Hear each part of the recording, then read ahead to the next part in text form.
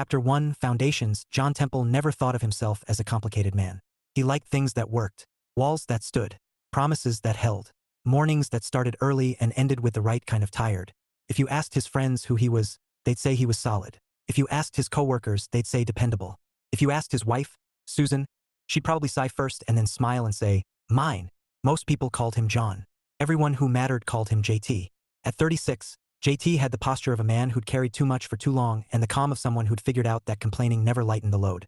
Construction had taught him that early. You didn't last if you whined. You lasted if you showed up, learned fast, and didn't screw over the guy next to you.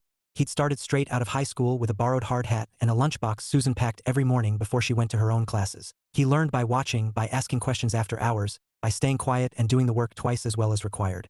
When his boss noticed, it wasn't because JT talked about ambition. It was because JT lived it. Night classes, online certifications after Emily went to bed. Susan would sit at the kitchen table with her own laptop, their knees touching under the wood, both of them tired and stubborn and unwilling to quit. They were building something, not just careers, a life. Susan had been there for all of it. From the beginning, when they were 17 and thought love meant intensity. Through their 20s, when love turned out to mean grocery lists and shared calendars and forgiveness. By the time Emily was born, love meant sleep deprivation and whispered jokes at 3 in the morning so they wouldn't cry. JT trusted Susan the way you trust gravity. Not because you tested it, but because it had never failed you. If she told him the sky was purple, he'd assume the light was playing tricks, or that he needed to get his eyes checked. He wouldn't assume she was lying. That was the foundation. Him, her, Emily between them, sticky-fingered and laughing. Real. So when Emily started kindergarten, and Susan finally stepped fully into the career she'd been quietly preparing for, JT didn't feel threatened. He felt proud. Look at you, he'd said the day she got the job offer, lifting her off the floor in the kitchen while Emily clapped like it was a parade. All grown up. Susan laughed and swatted at him. Put me down before you throw out your back, project manager. They figured out the schedules, packed lunches together, swapped pickups, protected weekends like sacred ground. It wasn't glamorous, but it worked. And then October came. The promotion dinner was at a downtown restaurant with too much glass and not enough warmth. JT wore his good jacket, the one Susan bought him when he got his certification, and stood beside her as she introduced him around. This is my husband, John, she said, bright and proud. When she introduced him to her manager, JT felt it immediately. Not jealousy, not anger, awareness. The man, mid-40s, tailored suit, expensive cologne, gripped JT's hand too tightly, smiled without warmth. His eyes flicked past JT back to Susan, like JT was a formality, a test. JT smiled back and squeezed. Not enough to bruise, enough to educate. The manager's face went pale. Sorry, JT said easily, releasing him. Sometimes I forget office guys have soft hands. Susan had already turned away, pulled into conversation by a coworker. She missed all of it. JT didn't miss anything. Dinner started well enough. Wine flowed, laughter rose, and slowly, deliberately, the manager's attention narrowed until it centered almost entirely on Susan. The comments were subtle, the tone polite. So different corporate life, the manager said at one point, glancing briefly at JT before returning his gaze to Susan. Must be hard sometimes. Living in two worlds. JT watched, listened. By dessert, the line was crossed. Susan, the manager said, smiling like he was bestowing something precious. You're truly a breathtakingly beautiful woman. The table went quiet. Susan froze, cheeks flushing. JT set his fork down. No, he said calmly. She's not. The manager blinked. Excuse me? She's my wife, JT continued, his voice steady. She's the mother of our child. And she's not available for whatever game you think you're playing. The CEO stared at his plate. JT stood. Thank you for the opportunity you've given my wife. But she won't be working for a company that employs men like him. Susan's voice was a whisper. John, what are you doing? He looked at her then. Really looked. Protecting my family, he said quietly. You can keep the job. Or you can keep us. I won't be part of this. He put on his jacket. I'll be in the car for 10 minutes. Then I'm going home. As he walked out, JT understood something new. This was the first time love wasn't enough on its own. Now it had to be chosen. Chapter 2. The quiet after. The car smelled faintly of crayons and old coffee, which was how JT knew he was still in his own life. He sat behind the wheel with the engine off, hands resting loosely at 10 and 2 like muscle memory hadn't gotten the memo that he wasn't driving anywhere yet. Through the windshield, the restaurant glowed warm and unreal, all amber light and laughter leaking through tall windows. 10 minutes. He hadn't pulled that number out of the air. It was long enough to cool down, short enough to force a decision. JT believed in deadlines. You didn't let concrete set halfway and hope it figured itself out. At minute 7, his phone buzzed. Susan, please come back inside. He stared at the screen, then locked the phone and set it face down in the console. At minute 9, he exhaled slowly and reached for the ignition. At minute 10, Susan appeared at the curb. She didn't look angry. That came later. Right now she looked stunned, like someone who'd been walking confidently through a familiar house only to discover a wall had been moved while she wasn't looking. She slid into the passenger seat and shut the door a little harder than necessary. "Drive," she said. JT drove. They didn't speak until they were halfway home, the city thinning into quieter streets. The silence wasn't hostile, just dense. Finally, Susan folded her arms. "You humiliated me." JT nodded once. "I believe you felt humiliated. That's not the same thing." "No," he agreed. "It's not." She laughed, sharp and breathless. "Do you have any idea how hard I worked for that job?" "Yes," he said immediately. "I watched you." That stopped her for a moment. "You don't get to decide my career for me," she said finally. "I didn't," JT replied. "I decided what I won't be part of." Susan shook her head. "You walked into my world for 2 hours and burned it down." JT signaled and turned onto their street. "I walked into your world and saw a man disrespecting my wife. You handled it badly." "Maybe," he said, "but I handled it." They pulled into the driveway. The house was dark except for the nightlight in Emily's room, a soft star glowing behind the curtains. Inside, everything looked the same. Shoes by the door, a forgotten stuffed dinosaur on the couch, the faint hum of the refrigerator. Susan dropped her purse on the table. "I can't believe you made me choose like that." JT took off his jacket and hung it carefully. "I didn't make you choose. I told you what I would do." "That's the same thing." "No," he said gently. "It's really not." She turned on him then, eyes bright. "Do you think I would cheat on you?" The question hit him harder than anything else that night. "No," he said without hesitation. "Then why?" "Because other people might try," he interrupted. "And tonight one of them did. In public." Susan opened her mouth, then closed it. "I wasn't angry," JT continued. "I wasn't jealous. I was paying attention. That's not your job. It's my life." They stood there, the kitchen clock ticking too loudly. "I need air," Susan said finally. "I'm going to take a shower." She walked away before he could respond. JT stood alone in the kitchen, then bent to pick up the stuffed dinosaur and put it back in Emily's room. He watched her sleep for a moment, mouth open, hair everywhere, utterly unconcerned with adult catastrophe. Later, Susan emerged in pajamas, hair wrapped in a towel. "I'm sleeping on the couch," she said. "That's fine," JT replied. She paused. "You're not going to argue?" "No." That seemed to irritate her more. He lay in bed staring at the ceiling long after the house went quiet, running through the night again and again, not with regret, but with assessment. He would have done it the same way. That knowledge sat heavy and solid in his chest. Morning came anyway. Emily woke them both at 6:30, bursting into the bedroom with kindergarten urgency. "Daddy, Mommy, I need my blue socks or I'll be late forever." Susan groaned into her pillow. JT sat up. "Forever is a long time," he said seriously. "Let's avoid it." Breakfast happened in cautious fragments. Susan moved efficiently, avoiding JT's eyes. Emily sensed the tension immediately. "Are you mad?" she asked, spoon hovering. "No, Peanut," JT said. "Just thinking." Susan glanced at him but said nothing. At drop-off, Susan lingered. "I'll pick her up today." "That works." They stood awkwardly by the car. "I have a meeting with HR," Susan said. Apparently last night became a thing. JT nodded. "I figured. You didn't need to say anything." "I know." She studied him. "You're not apologizing." "I'm not sorry for protecting us," he said. "I am sorry it hurt you." That landed differently. At work, JT poured himself into a site inspection that went sideways fast when a delivery arrived wrong. He handled it the way he handled everything, calm, direct, solution-focused. His crew followed him because they trusted him. Around noon, his foreman grinned. "You look like a man who slept on the couch." "Didn't," JT replied. "But thanks for the vote of confidence." When he got home that evening, Susan was already there.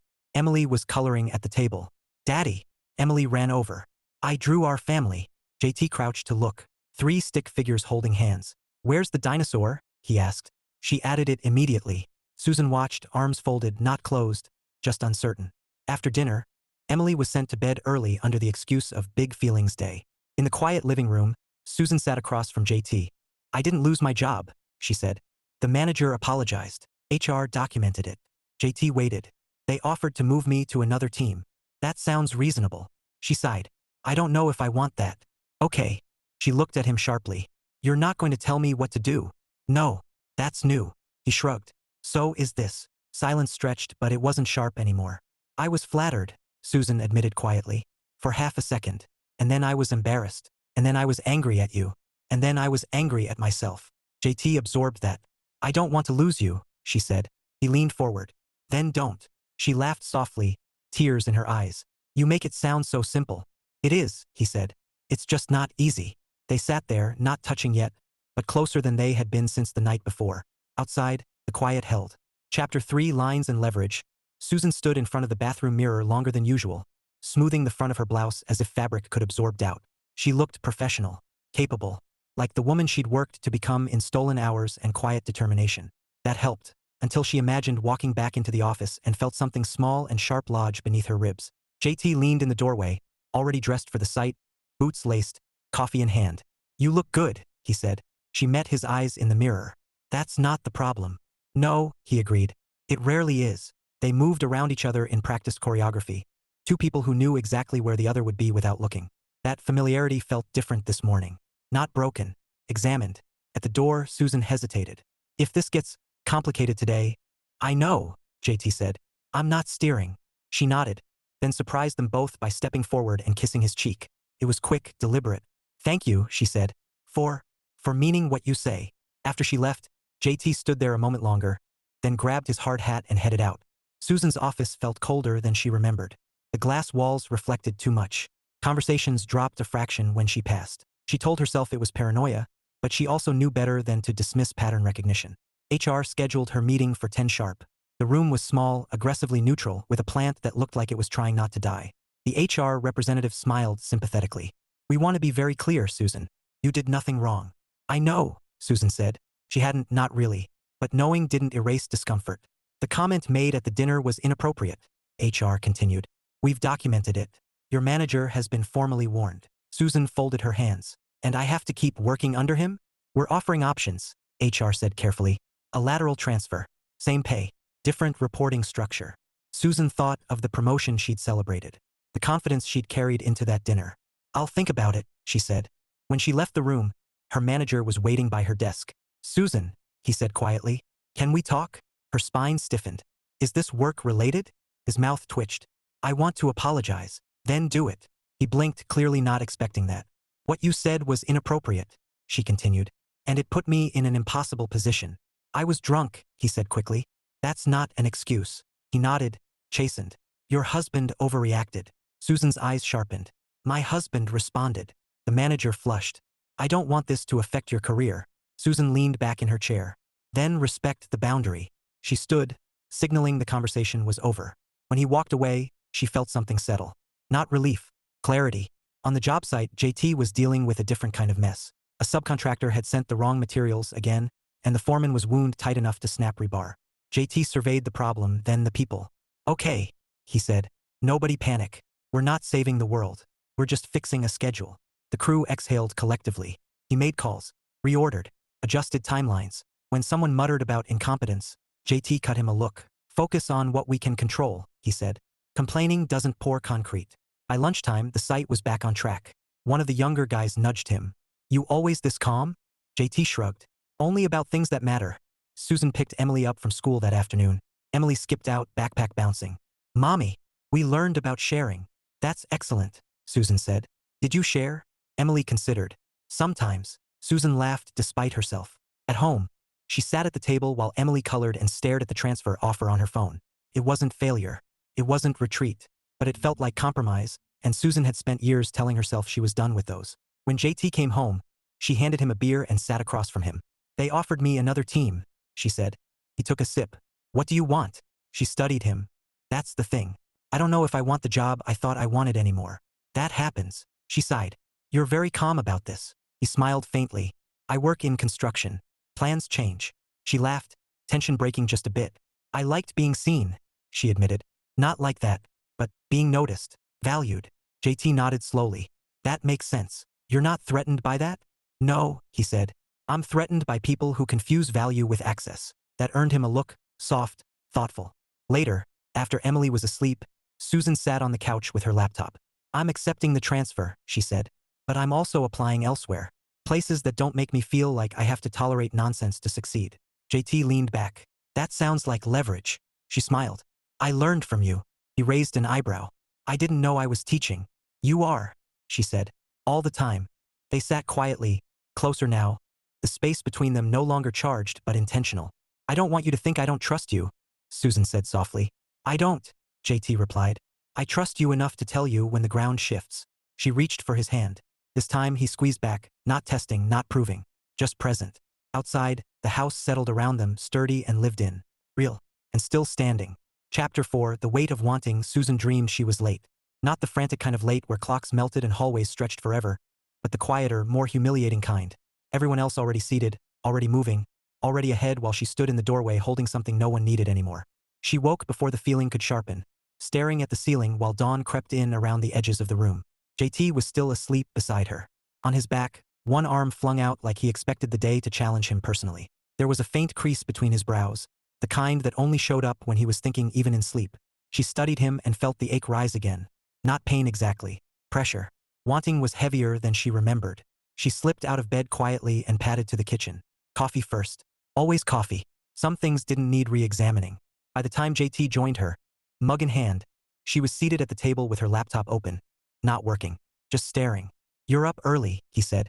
Didn't sleep well. He nodded, accepting it without probing. That, somehow, made her chest tighten more than if he had asked questions. Emily burst in moments later, hair sticking up in 3 directions. Is it a school day? Yes, Susan and JT said together. Emily groaned theatrically and collapsed into a chair. Why are there so many of those? JT grinned. So you can grow up and complain about work like the rest of us. Susan laughed, but it came out thin. After drop-off, she drove downtown with the radio off. Silence felt more honest lately. At the office, her transfer paperwork was already processed. New floor, new team, new manager. A woman this time, brisk and efficient, with a handshake that felt like competence instead of assessment. Susan appreciated that more than she expected. Still, as the day wore on, she found herself watching other people's careers like she'd once watched houses on walks with JT before they could afford one. Curious, measuring, wondering where she fit. At lunch, she sat alone and scrolled through job postings she wasn't ready to apply for yet. Roles she was qualified for. Some she wasn't, but could be. She wasn't running away. She was orienting. JT's day went sideways around 2 in the afternoon. A client changed scope without changing budget. A classic move that made everyone cranky. JT handled it the way he always did, facts first, tone even, options laid out like tools on a workbench. But underneath it, something else tugged at him. Fear. Not the sudden, panicked kind. The slow realization kind. He'd always assumed love was a constant. A given. Something you maintained by being steady and kind and present. And he still believed that, but now he understood that steadiness alone didn't account for wanting. Susan wanted more. Not more than him, not instead of him. But more than the version of herself she'd been allowed to be for a long time. And that scared him. Not because he thought she'd leave. Because he realized he hadn't asked not really what it cost her to stay. That thought sat with him all afternoon. When he got home, Susan was already there. Shoes kicked off, laptop closed. Emily was sprawled on the floor doing homework with exaggerated sighs. How was your day? Susan asked. Productive, JT said. Yours? She hesitated. Clarifying. Emily looked up. What does that mean? Susan smiled. It means mommy learned some things. Good things or bad things? Both, she said honestly. After dinner, JT handled bath time while Susan folded laundry. They moved through the house like people relearning a familiar dance. No missteps, just more attention. When Emily was finally in bed, Susan sat on the edge of the couch, hands clasped. Can we talk? She asked. JT sat beside her. We are. She huffed a small laugh, then sobered. I've been thinking a lot about what you said. About boundaries. He waited. I think I got so caught up in being proud of myself that I didn't notice where the lines were blurring, she continued. Not because I wanted them to, but because I liked how it felt to be wanted. There it was. JT felt the instinct to reassure rise immediately. To say I want you, to say you're enough, to say 1,000 true things that would smooth the moment. He didn't say them yet. Susan swallowed. I've spent so many years being needed. By you. By Emily. By the house. I loved that. I still do. But wanting is different. It's louder. JT nodded slowly. It is. She looked at him, searching his face. Does that make me selfish? No, he said. It makes you human. Relief flickered across her features, followed quickly by guilt. I never meant to make you feel like you weren't enough. You didn't, JT said. But I realized something too. She stilled. What? I realized I've been so busy being dependable that I stopped asking what you needed, he said. Not in a big, dramatic way. Just regularly. Susan's eyes filled. JT, I'm not blaming myself, he added quickly. Or you. I just don't want us to assume anymore. She wiped at her cheek. I don't want to assume either. They sat there, knees touching, the space between them warm and real. I don't want a life that looks impressive from the outside but feels small on the inside, Susan said quietly. JT exhaled. Neither do I. She leaned her head against his shoulder. I'm scared. He wrapped an arm around her. Me too. That admission felt like a hinge turning. Later, lying in bed, Susan traced circles on JT's arm. Do you ever wish your life was more exciting? She asked. He thought about it. About the job sites and schedules and the quiet pride of things built well. No, he said finally. But I do want it to be honest. She smiled into the darkness. That might be better. JT kissed her forehead. We'll figure this out. She believed him, not because he said it, but because he didn't pretend it would be easy. Outside, the neighborhood settled into night. Houses stood shoulder to shoulder, each with its own lights, its own compromises, its own wanting. Inside one of them, a marriage shifted. Not breaking, not bending, but recalibrating under the weight of something new. And choosing, again, to hold. Chapter 5, Recalibration. The thing about rebuilding something you thought was finished is that you notice details you'd ignored the first time. Susan noticed it on a Tuesday morning while packing lunches. She automatically reached for the apple slices, then paused and swapped them for grapes because Emily had complained, politely, but persistently, that apples made her teeth feel weird. She smiled to herself, not because of the grapes, but because she realized she'd been operating on autopilot for years. JT noticed it later that same day when a coworker asked him if he wanted to put his name in for a larger project. More visibility, more hours, more travel.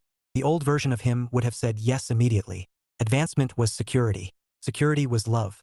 Instead, he said, let me think about it. That answer surprised both of them. Susan's transfer settled faster than she expected. Her new manager, Karen, didn't hover or charm. She delegated, expected results, and left people alone to get them. There were no late-night emails framed as emergencies. No compliments that slid sideways into discomfort. At lunch one day, Karen sat across from Susan with a salad and said, you're good at this. If you're looking to grow, say so. If you're looking to leave eventually, say that too. I don't take it personally. Susan blinked. You don't. Karen shrugged. Careers are long. Loyalty without honesty is just inertia. Susan walked back to her desk feeling lighter and heavier all at once. That night, she told JT everything while they cleaned up after dinner, passing plates back and forth like a practiced relay. She didn't make it weird, Susan said. She just told the truth. JT nodded. People who don't need to posture usually do. Susan smiled. You sound like you've been around construction guys. Once or twice. They laughed, and it felt easier than it had in weeks. Later, sitting at the table with her laptop open, Susan pulled up her resume. Not to obsess, just to look. I'm not leaving tomorrow, she said, glancing at JT. I just want options. That makes sense. She hesitated. You're really okay with this? I am, he said. Then, after a beat, I'm also adjusting. She tilted her head. To what? To the idea that being a good husband isn't just about carrying weight, he said. Sometimes it's about stepping back and letting things shift. Susan reached for his hand. You don't have to stop being you. I know, he said. I just don't want to confuse steadiness with stubbornness. That landed somewhere deep. The shift showed up in small ways first. JT started leaving work on time more often, delegating instead of absorbing every problem like a human buffer. He still worked hard, he always would, but he stopped treating exhaustion like proof of worth. Susan started saying no at work. Not dramatically, just calmly. She declined projects that didn't align with where she wanted to go and accepted ones that scared her a little. Emily noticed too. Why are you home early? She asked JT one afternoon, suspicious. Because I missed you, he said. She narrowed her eyes. Are you in trouble? Nope. Did you break something? Also no. She considered this. Okay, you can help me with my reading. Deal. One Saturday, Susan suggested they take Emily to the science center downtown. No schedule. No errands. Just go. JT raised an eyebrow. On a Saturday? Susan grinned. I know. Wild. They spent the day pressing buttons, watching demonstrations, eating overpriced snacks. At one point, Susan caught JT watching her and Emily argue cheerfully about which exhibit was best. What? She asked. He shook his head. Just recalibrating. She laughed. You and your metaphors. They help me think. That night, after Emily was asleep, they sat on the back steps with mugs of tea, the autumn air crisp around them. I turned down that bigger project, JT said casually. Susan looked at him sharply. Because of me? Because of us, he corrected. It would have meant weeks away. I don't want that right now. She studied his face, searching for resentment, finding none. You don't have to limit yourself, she said quietly. I'm not, he replied. I'm choosing. The distinction mattered. Susan leaned her head on his shoulder. I applied for 2 jobs today. He smiled into the night. That's brave. So is turning something down. They sat there, the house behind them humming with quiet life, the future no longer a single straight line but a set of options they were learning to navigate together. Recalibration didn't feel like loss, felt like intention. And for the first time in a while, both of them slept deeply, not because everything was solved, but because they were finally paying attention to what they were building next. Chapter 6. The Apology Tour. The apology arrived in Susan's inbox on a Wednesday morning with the subject line, "Request for a conversation." She stared at it for a long moment, coffee cooling beside her keyboard, then clicked. The message was careful. Too careful. Words chosen like someone afraid of stepping on glass. "I'd like the opportunity to apologize properly and clear the air. HR will be present if you prefer." Susan leaned back in her chair and exhaled through her nose. "Well," she murmured. That escalated. Her phone buzzed almost immediately. "Karen, HR looped me in. You're not required to attend. Entirely your call." Susan appreciated that more than the email itself. She typed back, "I'll attend. With HR." Then, because she'd learned something about leverage lately, she added, "And you?" Karen replied with a thumbs-up emoji that felt deeply earned. JT heard about it that night while chopping onions for dinner. He didn't stop chopping, but his grip tightened just a fraction. "You don't have to go," he said. "I know," Susan replied. "I want to." He glanced at her. "Why?" She considered. "Because I don't want this to be a thing that happens to me. I want it to be a thing I move through." JT nodded slowly. "That tracks." Emily wandered in mid-conversation, sniffing. "Why are you crying, Daddy?" JT blinked. "I'm not crying." She pointed. "Your eyes are." Susan laughed. "Onions, Em." Emily looked unconvinced but accepted a grape and wandered off. JT set the knife down. "Do you want me there?" Susan shook her head. "No. This one's mine." He leaned against the counter. "I'm proud of you." She smiled, small and genuine. That's starting to matter more than being impressed. The meeting was brief. The manager looked smaller somehow, less polished. HR sat stiffly beside him. Karen took notes like she was documenting a weather event. "I'm sorry," he said. "My comment was inappropriate and unprofessional. It won't happen again." Susan waited. "And," he added, clearly prompted by something rehearsed, "I regret any discomfort I caused." Susan folded her hands. "Thank you. I accept the apology." He brightened, relieved. "But," she continued, "I want to be clear. This isn't about discomfort. It's about boundaries and power, and how quickly professional respect disappears when it's convenient." The manager flushed. "I'm glad this is documented," she said. "For me, and for whoever comes next." Silence settled. Karen cleared her throat. "Anything else?" Susan shook her head. "No, that's it." When they left the room, Karen smiled at her. "That was clean." Susan exhaled. "I feel like I should get a certificate." "I'll print you one," Karen said. "In Comic Sans." Susan laughed for the first time all day. The implosion, as it turned out, wasn't dramatic. It was administrative. The manager was quietly reassigned, then quietly encouraged to seek opportunities elsewhere. Office gossip hummed, badly disguised as concern. Susan stayed out of it. Her name circulated too, but differently, respectfully, with a tone that suggested she'd become something slightly inconvenient to underestimate. JT noticed the shift when Susan came home lighter, more animated. "They asked me to mentor a new hire," she said one evening. "Me? That makes sense," JT replied. "You're good at calling nonsense without lighting things on fire." She grinned. High praise. JT's accidental popularity began the following week. Karen invited him to a casual company mixer, a networking thing Susan was supposed to attend but couldn't because Emily had a school event. Karen suggested JT come instead. "For moral support," Susan said. "And because they're curious about you." "I don't know how to talk to corporate people," JT said. "You talk to me. That's different. Just don't threaten anyone with a handshake." No promises. The mixer was held at a brewery with exposed brick and menus that required explanation. JT wore jeans and a button-down. He looked exactly like himself, which turned out to be a problem. Within 10 minutes, he was surrounded. "So what do you do?" someone asked. "Construction." "Oh," another said, eyebrows lifting. "Like management?" "Yes," JT said calmly. "Like management." Conversations followed. Real ones. About leadership. About trust. About handling people who didn't pull their weight. Someone joked that he should give a seminar. JT sipped his beer and said, "I mostly just listen and don't lie." That, apparently, was revolutionary. Susan watched from across the room, equal parts amused and exasperated. "You're charming," she said later, grabbing his arm. "I didn't do anything. You existed." He shrugged. "It's a skill." On the drive home, she laughed until she cried. "I think you just accidentally networked," she said. "I hate that word." "Too bad. You're good at it."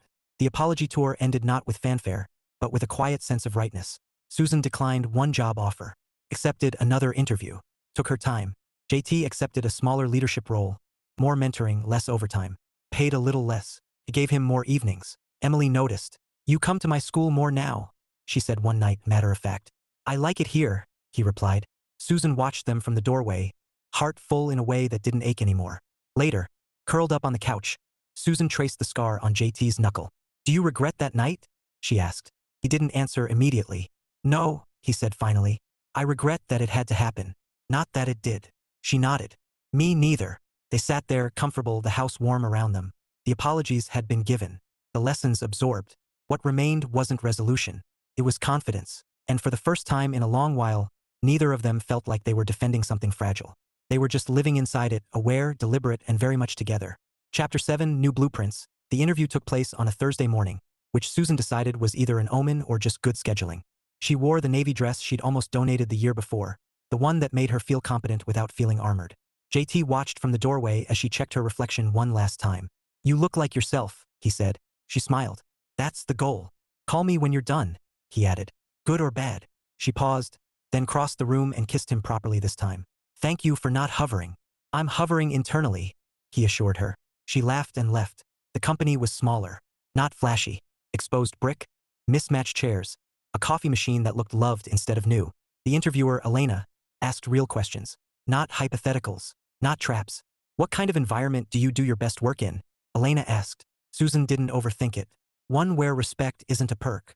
Elena nodded like that answer mattered. When Susan walked out an hour later, she felt something unfamiliar but welcome. Hope without anxiety. She called JT from the car. "I think I want this," she said. "Did they offer?" "No." He smiled through the phone anyway. "Then it's real." JT's crossroads arrived quietly, the way important things often did. His boss called him into the trailer and closed the door. Not ominously, just deliberate. "I'm retiring in 2 years," his boss said. "I want you to think about stepping into my role eventually." JT blinked. "That's a lot." "It is," the man agreed. "More responsibility. More politics. Less time on site." JT pictured it instantly. The hours. The calls. The distance from the work he loved. "Think about it," his boss said. "You've earned the option." That word again. Option. That night, JT told Susan everything while they sat on the floor helping Emily build an aggressively unstable tower of blocks. "Do it," Emily said immediately. "Be the boss of all the hammers." Susan laughed. "She's very persuasive." JT watched Susan's face as she listened. Not guarded. Not fearful. Curious. "What do you want?" she asked. He took a breath. "I want to build things that last. I just don't want to disappear while doing it." She nodded. "Then maybe you do it differently." He smiled slowly. "You're good at this." "I've been practicing." The offer came the following Monday. Susan stood in the kitchen with her phone pressed to her ear, nodding as Elena explained the details. Flexible hours. Clear growth path. A culture that sounded shockingly intentional. When she hung up, she didn't speak right away. JT waited. "They want me," she said finally. He grinned. "That's their good sense showing." She laughed, then cried, then laughed again. Later that night, they celebrated with takeout and a movie Emily picked because it has dogs and explosions. Halfway through, Susan leaned her head on JT's shoulder. "I was afraid wanting more meant wanting away," she said quietly. JT squeezed her hand. "Turns out it just meant wanting better." She smiled. "For both of us." They renegotiated everything, not with spreadsheets or speeches, but with conversations that kept happening. Who picked up Emily? Who cooked? Who took on extra when the other needed space? They didn't keep score, but they noticed effort. JT accepted the path toward leadership on his terms. Clear boundaries, mentoring focus, no glorifying burnout. Susan stepped into her new role with confidence that didn't require permission. Some nights they were exhausted. Some nights they laughed themselves breathless over nothing. One evening, as they cleaned up dinner together, Susan bumped his hip with hers. "You know," she said, "this doesn't look impressive." JT smiled. "Good." She met his eyes. "It feels right." He kissed her knuckles. "That's the blueprint." They stood there, in their lived-in kitchen, the sound of Emily humming from her room, the future no longer a threat or a test, just something they were still building, together with intention and a lot more honesty than before. And it held. Chapter 8, What Endures. A year later, the auditorium smelled like construction paper and nervous energy. JT sat on a folding chair that had been designed by someone who clearly hated adults, knees angled carefully so he didn't block the view of the parents behind him. Susan sat beside him, her leg pressed against his, a program folded and unfolded in her hands until it was soft as cloth. On stage, a line of kindergartners shifted and fidgeted beneath cardboard clouds and glittered stars. Emily stood near the center, wings crooked, halo sliding slowly sideways as gravity asserted itself. "Is she supposed to be an angel?" JT whispered. Susan smiled. She insisted. Apparently dinosaurs weren't an option. "That seems like a missed opportunity." Emily spotted them in the crowd and waved with such enthusiasm that her halo finally gave up and fell around her neck like a tired necklace. She beamed anyway. JT felt it then. The quiet, full-chested certainty that this, exactly this, was the life he'd been building toward without ever quite picturing it. Not flashy, not loud, enduring. Susan's new job had settled into a rhythm that felt like breathing instead of sprinting. She worked with people who listened. She led projects that mattered. She came home tired in a good way, the kind that didn't hollow her out. JT's role had expanded too, but not outward, deeper. He mentored younger workers, advocated for smarter timelines, and somehow became the guy people went to when things went wrong, not because he fixed everything, but because he didn't panic. They still argued. About dishes. About who forgot to sign the field trip form. About whether it was reasonable to keep a broken chair because it just needs tightening. But the arguments ended differently now. With listening. With humor. With the shared understanding that no one was keeping score. After the play, Emily launched herself at them. "Did you see me?" she asked breathlessly. "We saw you," Susan said, crouching. "You were magnificent." "I dropped my halo," Emily said, concerned. JT grinned. "That just means you're a realistic angel." Emily considered this. "Okay." They went out for pizza afterward, Emily talking nonstop, sauce on her chin, recounting every moment like it was a blockbuster. At one point, Susan caught JT watching her again. Not in worry, not in awe, in recognition. "What?" she asked. He shook his head. "Just checking the structure." She laughed. "And solid." That night, after Emily was asleep, they sat on the porch steps with mugs of tea, the neighborhood quiet except for distant traffic and the soft tick of cooling air. "Do you ever think about how close we came to something else?" Susan asked. JT thought about the dinner. The handshake. The fork set down with deliberate calm. "Sometimes," he said. "But mostly I think about what it showed us." She leaned into him. "That love isn't fragile. That it's active," he corrected. "You don't protect it by standing still." Susan smiled. "You've gotten philosophical." "I've had practice." She traced the lines in his palm. "I used to think romance was supposed to feel like fireworks. And now I think it's more like this," she said. Quiet, chosen, still surprising. JT kissed the top of her head. "I like this better." She tilted her face up. "Me too." Later, lying in bed, Susan whispered, "If I ever forget, I'll remind you," JT said. "And if you ever forget?" She felt his smile in the dark. "You already do." They lay there, hands linked. The house settled around them like something built well and lived in fully. Love, JT had learned, wasn't the absence of threat. It was the presence of choice. And every day, in 100 small ways, they chose each other. Not because it was dramatic, not because it was easy, but because it was real. And real, as it turned out, was more than enough.